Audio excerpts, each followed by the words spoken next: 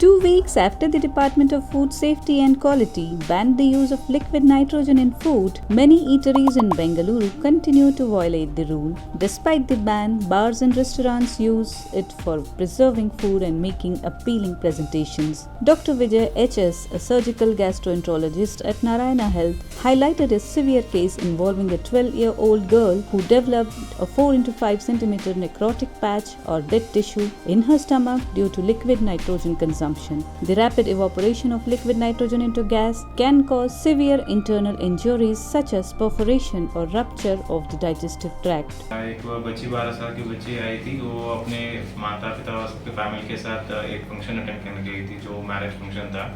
तो खाना खाने के बाद जो पान देते हैं वो वहाँ पे स्मोकी पान दे जा रहे थे, तो उसको ट्राई करने के लिए उसने वो ट्राई किया था जस्ट फॉर फन। तो जब वो उसको मुंह पे डाला तो उसको एकदम से पेट में दर्द वगैरह और जो अब्डोमिनल डिस्टेंशन बोलते हैं, पेट एकदम से फूलना हो गया। तो जो पेन था वो एक्स्ट्राऑर्डिनरी पेन था, संभल नहीं पा रही थी। तो उनके माता पिता वो तुरंत हमारे यहाँ इमरजेंसी में लेके आए थे। तो इमरजेंसी हमने जो उनको एवेलुएट किया तब पता चला कि उनको पेट में छेद या पेट फट गया था और गैस भर गया था। इस हालत में हमें इमरजेंसी सर्जरी करना पड़ा। जो सर्जरी किया गया उसको हम एक्सप्लोरेटरी लैप्रोटमी बोलते हैं, मतलब पेट को पूरा काट के अंदर कहाँ पे क्या हुआ देखना है। तो हमने जब वो देखा तो हम प्रॉपर जेटर जो बोलते हैं या हम स्टमक बोलते हैं, उस जगह पे एक 4 into 5 सेंटीमीटर का नेक्रोटिक पैच, या सिंपल भाषा में बोले जो पैच जीवित नहीं है वो हमें मिला। उसी टाइम में हमने इंट्रा ऑपरेटिव एंडोस्कोपी बोलते हैं, मतलब एक एंडोस्कोपी या कैमरा को हम पेट के अंदर डाल के कहीं और पे कई चोट लगाया, हमने वो जांच की, नहीं कहीं और नहीं मिला। तो वो जो भी पैच था 4 into 5 सेंटीमीटर का, हमने उसको निकाल के टांग के मार के ऑपरेशन को सक्सेसफुली हमने बनाया। उसके बाद बच्ची हमारे साथ 3 दिन आईसीयू में रही, उसके बाद 5 दिन हमारे वार्ड में रही, उसके बाद वो अभी ठीक है।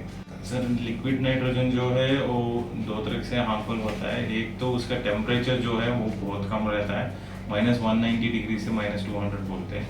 सो आप इमेजिन कर सकते हो जो आइस आप 5 मिनट के लिए हाथ में पकड़ते हो तो हाथ क्या हालत हो सकती है, तो -190 डिग्री का क्या हो सकता है। तो उसको हम कोल्ड बर्न बोलते हैं, मतलब जैसे हार्ट बर्न होता है वैसे ही कोल्ड बर्न होता है। जहाँ पे उसका कॉन्टैक्ट आता है वो स्किन डेथ होना या कुछ भी हो सकता है। वैसे बाई चांस आंखों में लग गया तो आंखों की रोशनी चले जाना। जो गैस निकल कर आता है उससे वो उसको बहुत ज़्यादा देर तक आपने सांस लिया उसी में तो आपको सांस अटक सकता है और जान भी जा सकते हैं। दूसरा है ये जो 1 ग्राम का नाइट्रोजन है वो उसकी कैपेसिटी इतनी होती है, जब नॉर्मल टेम्परेचर में या नॉर्मल एटमॉस्फेयर में आते ही वो ऑलमोस्ट 600 ml का गैस निकालता है। तो मान के चलो आप 2 ग्राम का नाइट्रोजन लिक्विड नाइट्रोजन आपने ले लिया तो आपको 1.5 लीटर का गैस एकदम से निकल के आता है। हमारा पेट का वॉल्यूम सिर्फ 800 ml से 1 लीटर का होता है। अब 1.5 ml एक साथ आ रहा है तो कहीं ना कहीं निकलना है, तो बलून जैसे जो स्टमक होता है उसको फाड़ के बाहर आता है। तो इसकी वजह से दोनों प्रॉब्लम हो सकती है, एक टेम्परेचर की वजह से और जो गैस फॉर्मेशन होता है उसकी वजह से भी problem. The public is urged to report violations to FSSAI for immediate action.